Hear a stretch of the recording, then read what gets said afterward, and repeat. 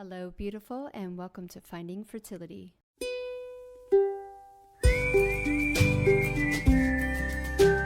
I'm your host, Monica Cox from FindingFertility.co, and I created this podcast to help get you to start thinking outside of the box and realize that your infertility might have nothing to do with your lady bits. Rooted in functional medicine and personal experience, Finding Fertility is all about looking at the whole body and finding the root cause of your infertility. Finding Fertility does not diagnose, prescribe, or treat any issues of infertility, but what we do is take a holistic approach and improve your diet and your lifestyle to get you steps closer to creating your dream family. Just by being here with me, listening to this podcast, you're already going down the right path to making your dreams come true.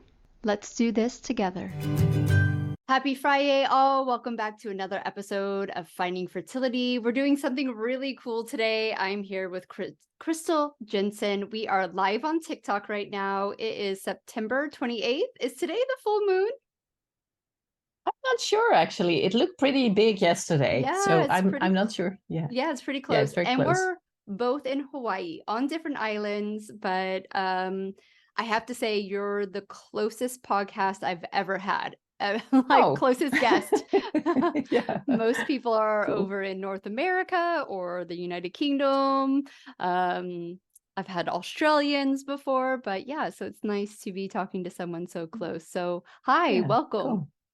Yeah, thank you. Thank you. I feel honored to be here. Yeah, I love your lives and I love your videos, your page, and it's so I'm like, wow, cool that you invited me. Yeah.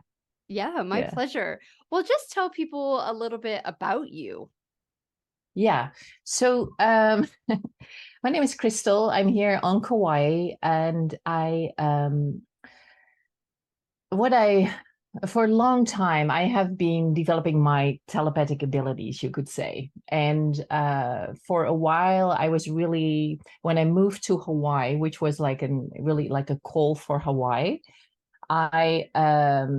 from Holland. I'm from Holland originally. I moved to the Big Island, and I got really into the afterlife.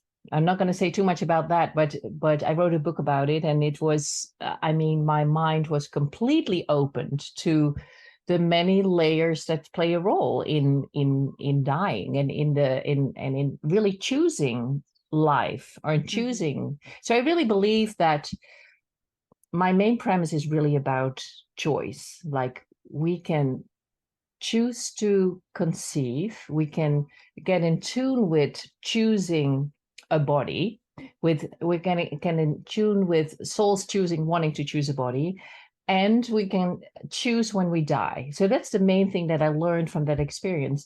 And back in Holland, I was an acupuncturist, a fertility specialist for women that wanted to conceive, and there was a lot that I developed there. Like, I was really able to look into bodies, like really scan them and see where energetically there is a disbalance. And I'm really all about self-healing, your self-healing ability, to kind of like bring up your self-healing ability.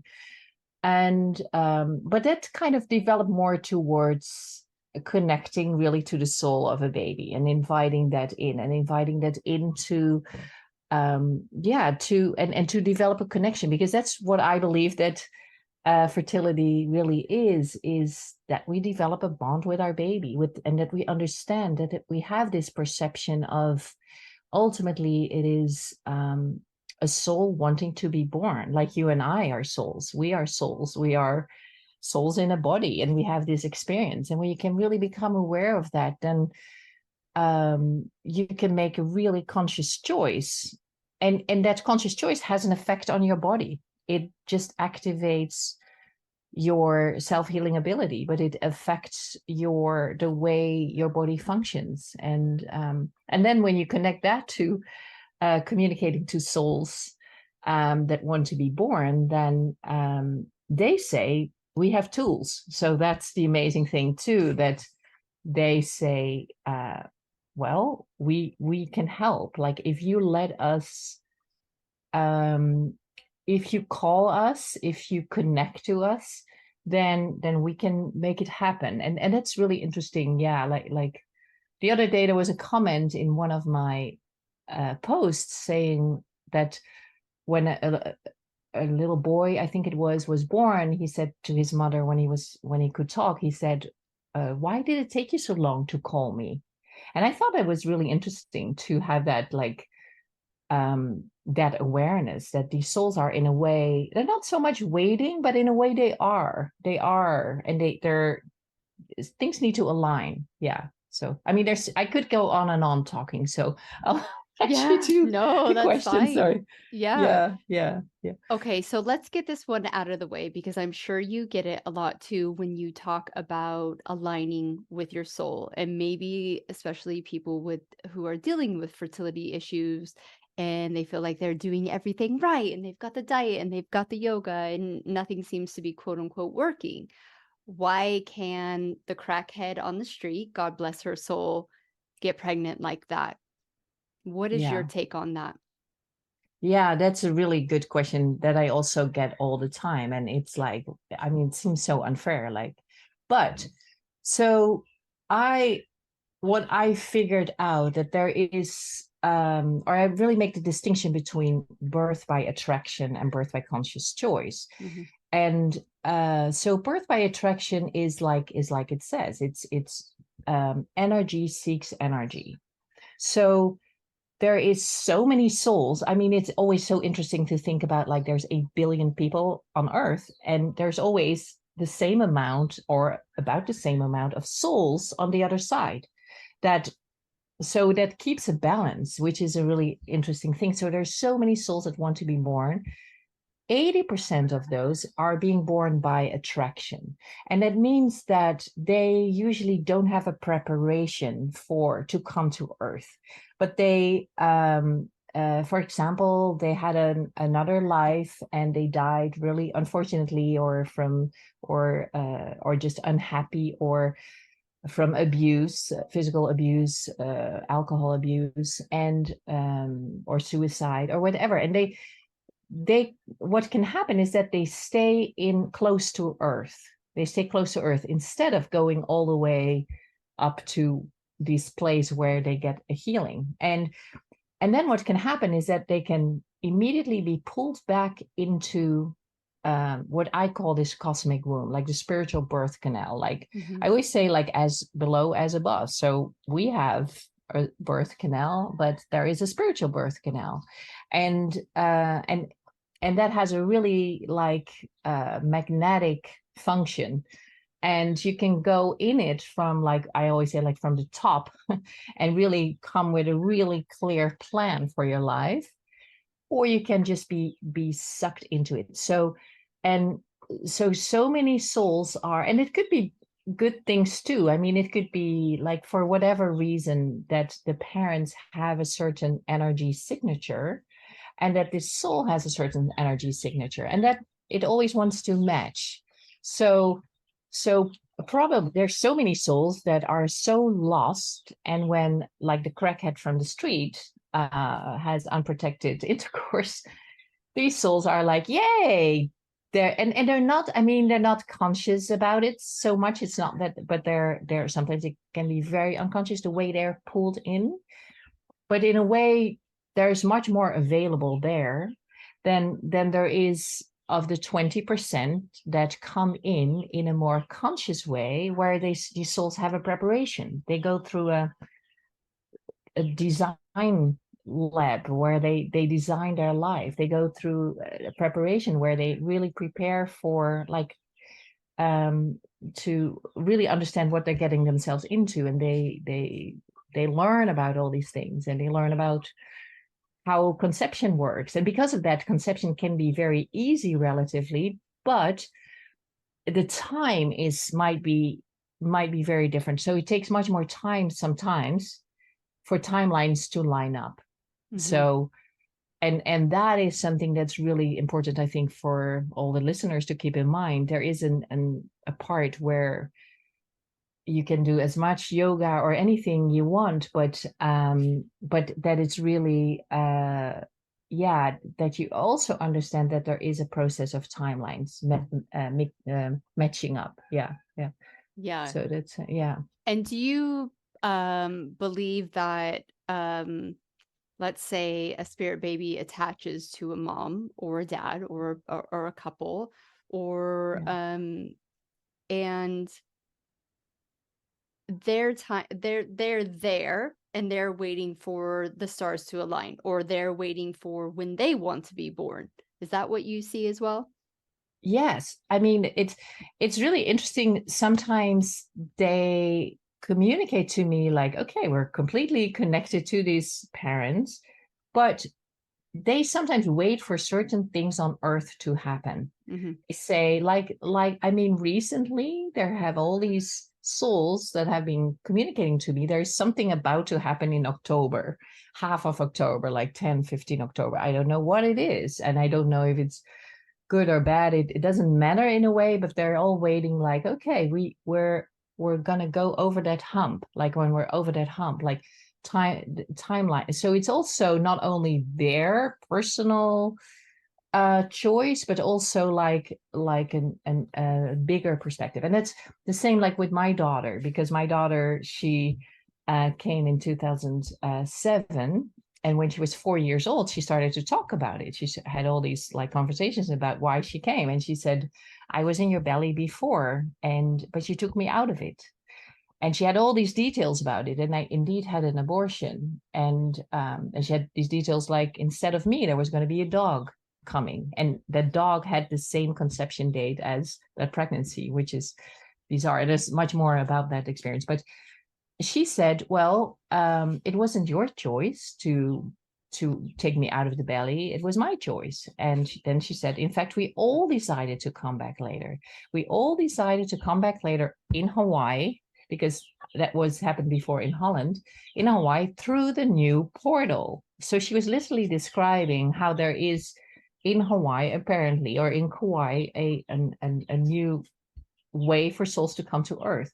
And this is actually confirmed by the Dalai Lama, which is interesting. He specifically wanted to come to Kauai and visit this place where he says all the souls that come to Earth go through this portal. And my daughter was like just randomly describing it. And she said, yeah, we were the first ones to go through that new elevator ride to Earth. And she says, and it made like everything really easy. Like the birth was so easy, was so like painless too for me, but also because I had that telepathic connection with her, I could literally see her coming down. I could just see her like coming down, down, down. And I could see how that was reflecting in the way my cervix was opening. Like it was so clear how that all works together, like the way they go through there works on our bodies. And if you can let that happen and not push or induce, or then it's for them a really easy experience, but also for you as a mother. And so that's so interesting. That's a really amazing story. Yeah, I try to explain it to my clients that I do believe there's a certain amount of people who almost have to get their stuff together, right? Because they're ushering in a type of human soul that doesn't want to deal with the BS, right? Because as we all know now, and as you know, these things are becoming more aware, and there's more books and more education, we can go through a lot of trauma in the womb, in our childhood, and it's because our parents didn't really take the time and understand, and we've just come from generations who weren't taught these things. So now we are amongst enough of us who are like, hey, there's a bunch of generational stuff that we need to clean up. And if we do as much as we possibly can, right, we don't have to be perfect, but our children don't have to deal with that. And they get to live, I don't know how to put it in a way. They just get to live the life, I guess, what they chose to come down to to experience, instead of having to spend, let's say, the first 3 to 4 decades of life, trying to sort it all Yeah. out and then living. I'm an older millennium, kind of cross between a Gen Xer. And, I kept hearing these women in my 30s are like, wait till you get to 40, wait till you get to 50. It's amazing. You just don't care and you're liberated and all these things. And it's just like, why to wait that long? Like, why aren't we teaching our daughters and our sons that just starts from the moment go? But I do think Yeah. it's just this shift of consciousness on our planet. And like you say, I definitely relate to you that there is certain souls that are just like, nope, we are going to wait until you sort yourself out, whether that be Yeah. physically, emotionally, mentally, whatever it is. Yeah. There's all different aspects of fertility health that our physical bodies need to Yeah. do for even conception, right? Right. Yeah. Yeah. And that's also a choice. So I in the sense that it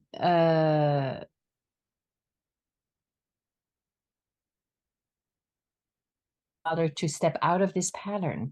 And sometimes it is as easy as that, as it's almost like a clear decision. I choose to step out of this pattern of abuse or immaturity or addiction or whatever it is. And so it's because also they always say, like, we want to become all of who we are. And our generation, I mean, I'm from 69, so it like is very yeah, like we I mean, I did so much therapy and so many things, and like, but they really say we want to have the full bandwidth when we come in, and we're Yeah. not going to forget who we are, and we Yeah. don't want to, like, so, and we're looking for parents that are mature enough that they understand this, and that they understand choice, and that they understand that the new energy too, like that's another thing that, yeah, I sometimes make the distinction between old energy and new energy to really understand that, like, whole new ways of being and thinking, and that's what they really embrace, and that they invite us towards. Yeah. And sometimes that means that they choose, that they say there needs to be a different father or a different mother, or and sometimes it means that you need to move to the other side of the world, or it could literally also mean all kind of yeah, physical things, but also like just internally to become really healthy in your energy. Yeah. And Yeah. yeah. So what's your first kind of step when people come to you? Obviously, you can help guide them, you can connect them to their spirit baby, all those things. But the reality is they still have to do the internal work. I know for a lot of Yeah. people, they just want the answers and just, give me Yeah. the answers. And you do have answers, but the answers are, here's the steps you need to take. And that person needs to go in and start those steps. So what's one of the first things that you suggest to your Yeah. Yeah, community? that's a really good question. Because for me, usually it really always starts with, like, or they come to me, and sometimes I do a session with them first, but it's really, in the first place, a question like, why do you really want to conceive? And Mhm. it sounds like, or do you really want to? I mean, and it sounds like such an open door, but at the same time, there is so much overlays and programming that has an influence on that, the energy signature that you send out. So we're basically going through these questions where you intuitively answer them, where you really realize that it's not because your parents had babies, or society tells you to, or your DNA, or like all these influences, and to really peel that off, and to then come to that, yeah, to where you are in your life as a soul, and how that matches. So that is, and changes everything, I think, because then from there you can make a conscious choice. Okay, I choose to conceive, and I need to make these changes. Or like self-care is another big one too, that you really understand how important it is that you take really good care of yourself, and that's part of what we mentioned earlier, so that you need to work on yourself or let go of certain things. And that's just pampering yourself, but also just taking the time and to be with yourself, and from there to open up. So the next thing then is to open up and to to expand beyond the physical, beyond just the visible, and understand like fertility is a really spiritual process. And you can and I teach breathing, so how to breathe with your baby to develop a bond, and to really invite it energetically in, and then you start feeling it, and that's so amazing. Yeah, that is super amazing. Like, yeah, and this is what I did with my daughter. Or she announced herself. She announced herself to me 2 weeks before I conceived, and she just, I was sitting on a bed doing nothing, and all of a sudden there was like this purple blob, and it said, "I want to be born with you. Is that okay?" And it was really a polite, deep question. And I felt, I said yes. I mean, and it was not a single doubt. It was such a deep yes. And in that moment, I felt like I knew who she was. I knew it was going to be a girl. I knew so many things. And I knew, that, I mean, in that moment, I didn't know that we had this history, but there was just this really deep yes. And then 2 weeks later, I conceived of her. And it was like my partner and I were on the same page, and it was like, a really beautiful thing. And then from then on, I daily connected to her in different ways, especially being in the water, being in the ocean, but also doing this breathing. And then I connected to her, and she showed me herself every day in a different way. Every day she was like, I mean, that was the main thing, that she would always show herself in different ways. She would show herself as a boy or as a girl or as an old lady. And she said, "Don't put me in a box. I don't want you to think that I'm a girl. I don't want you to think that I'm a boy, or it's not, I'm everything, and I want to be everything. So, and don't think that I'm a baby." So that's another thing too. Some of them are really, they don't want to be just seen as a baby. They're like, "No, I'm not a baby. I'm a fully intelligent being." And we are going to pause our conversation right now. Sorry if you're really into this, but you know how we like it. Keep it a little bit short and sweet so you guys can get really focused in and tuned in on your day.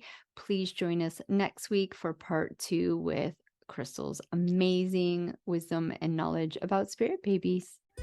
Thank you once again for tuning in to the Finding Fertility podcast. If you're loving this podcast, please leave us a rating and review and let us know how this podcast is supporting you to get steps closer to creating your dream family. I hope you have a beautiful weekend, and we will see you next Friday for another episode of the Finding Fertility podcast.